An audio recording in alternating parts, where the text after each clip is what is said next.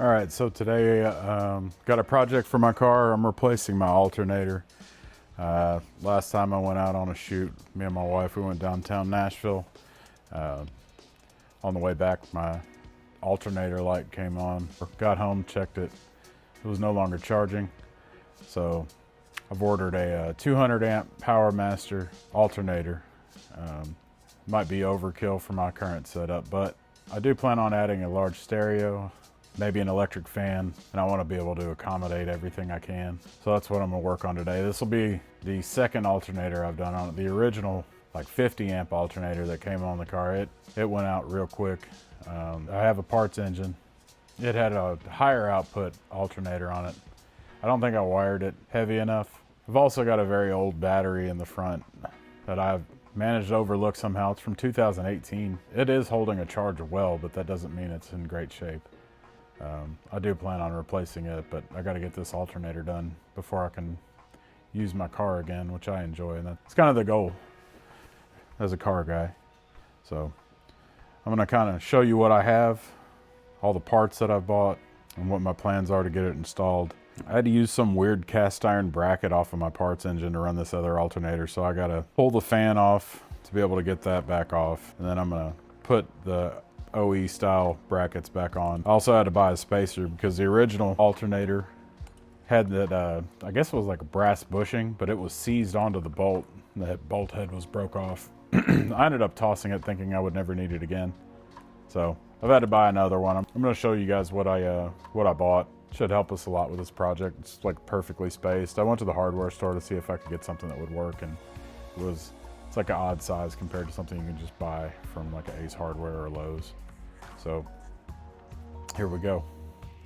This is my alternator.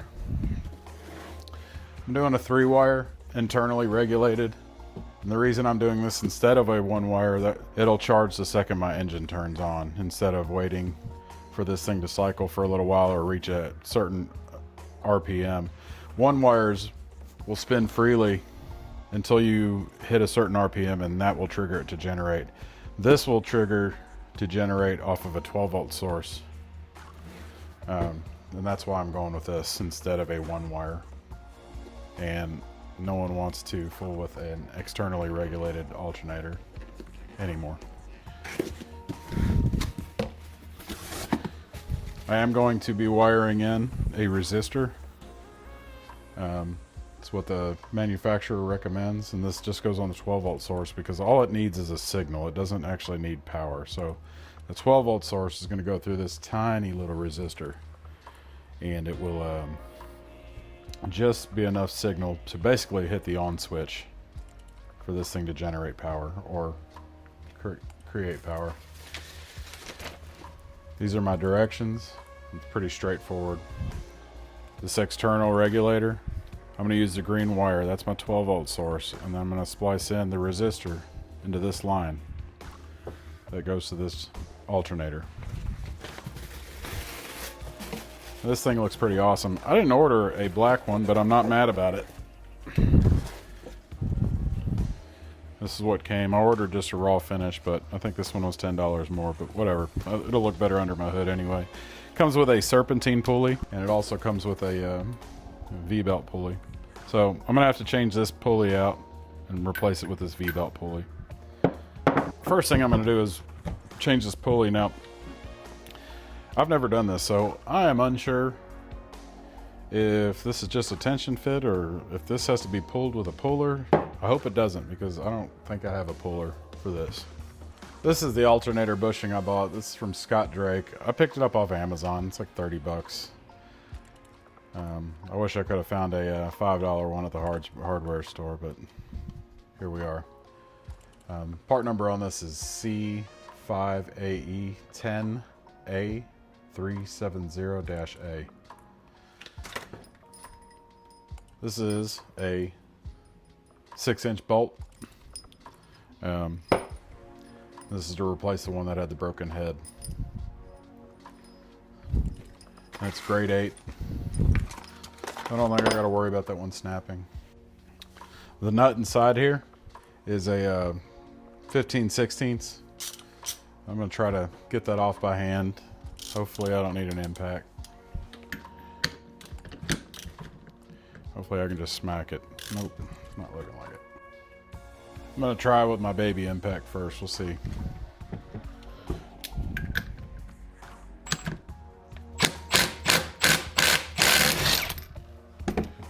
Awesome.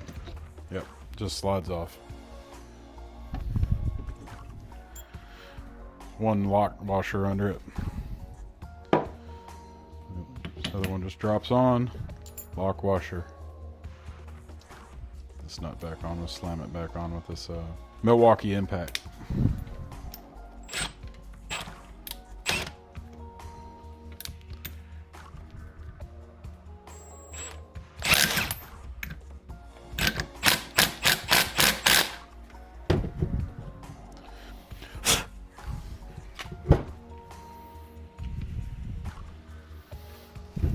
All right, a little prep work here. I'm going to be running my ground off the back side of this. I bought 4-gauge battery cables to run my positive and negative side of this thing. I don't want to choke this efficiency of this thing at all. This is a 1/2 inch. Powermaster has a pretty awesome reputation. This will be the first nice alternator I've ever bought in my life, so.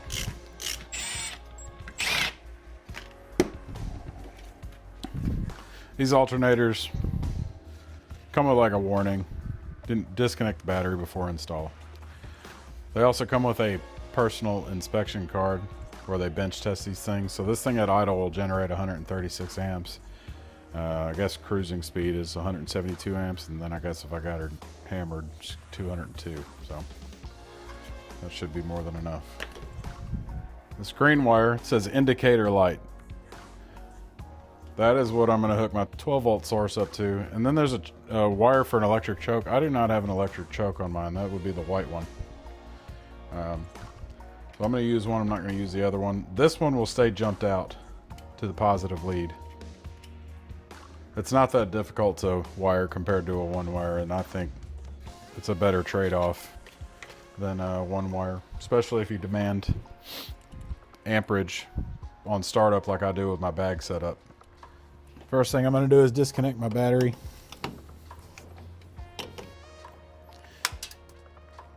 Of course. Now I'm just going to yank it and get it out of the way.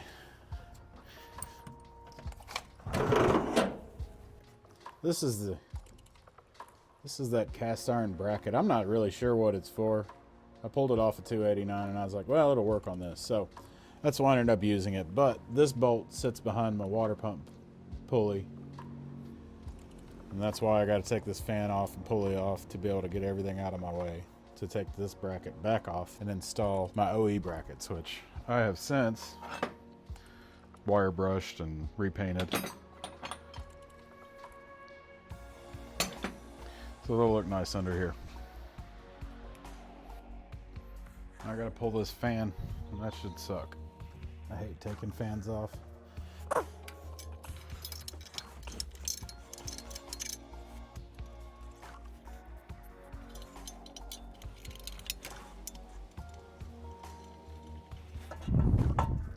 Woo woo. Now this pulley comes off.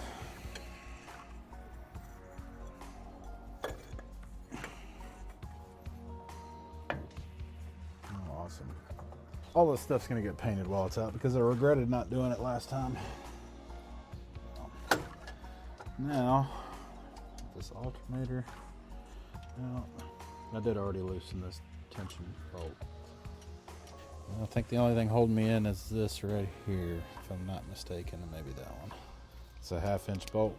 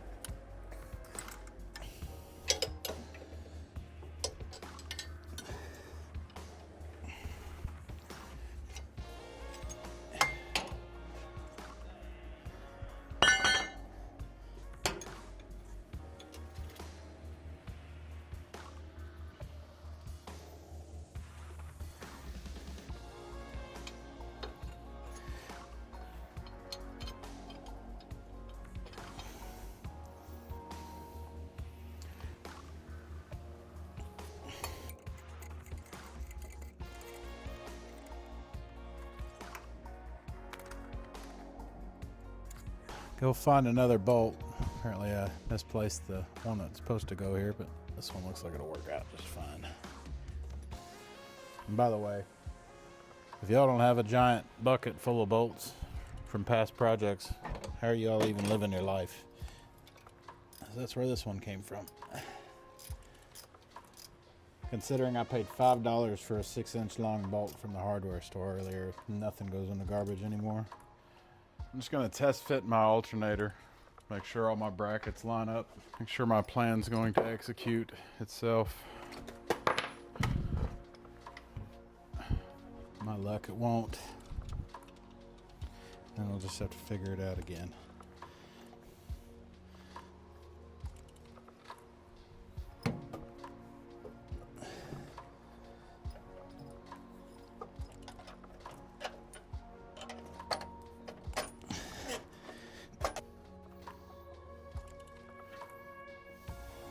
Well, maybe a little long. I bought one shorter.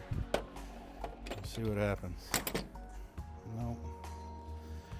That's what washers are for.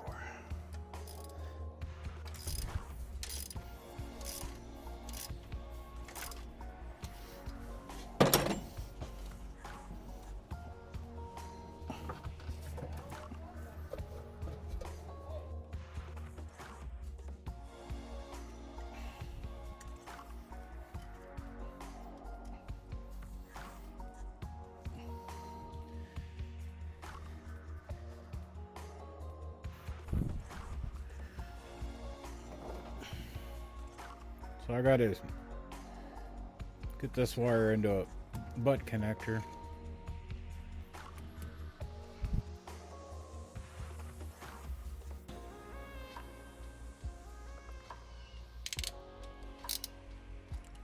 I gotta get this diode in line.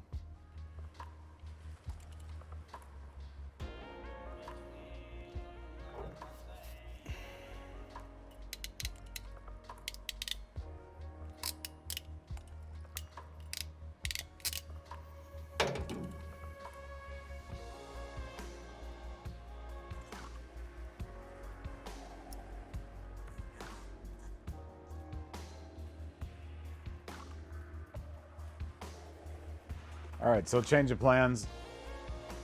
I ended up having to find a better 12-volt source. The wire I was using was unreliable. So what I did was I went straight from the plug that plugs into the external regulator directly from the eye lead in that plug. I ran a dedicated wire across my engine bay to my alternator. I also eliminated the inline resistor that was recommended by Powermaster. They said it's not required for my particular application, so I eliminated that also. So it's just literally butt connected. I went through like 2 hours of chasing my tail to figure out the problem I was having was the wire that I thought was a good source. So that's where we're at. All right, so here's what I ended up doing. I ended up not using that resistor in line. The plug that plugs into the external voltage regulator, the eye lead on the plug, I ran a wire specifically from that slot in the plug under the radiator. You see it loose there. I'm going to end up wrapping it. And then I went to the green wire on the alternator. This is where I attached it. I capped off some wires that were no longer going to be used, but short out like this choke wire. It'll ground out on stuff. So I capped it.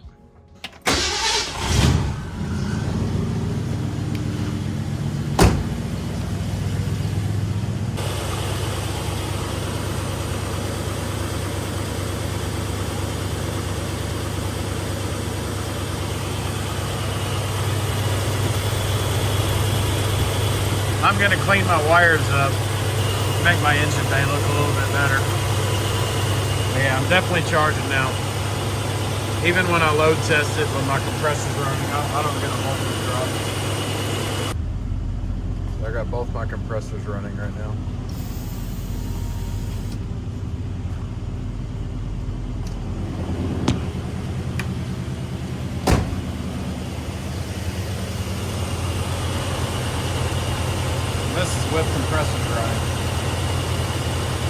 before I used to get a large voltage drop where it actually started using batteries.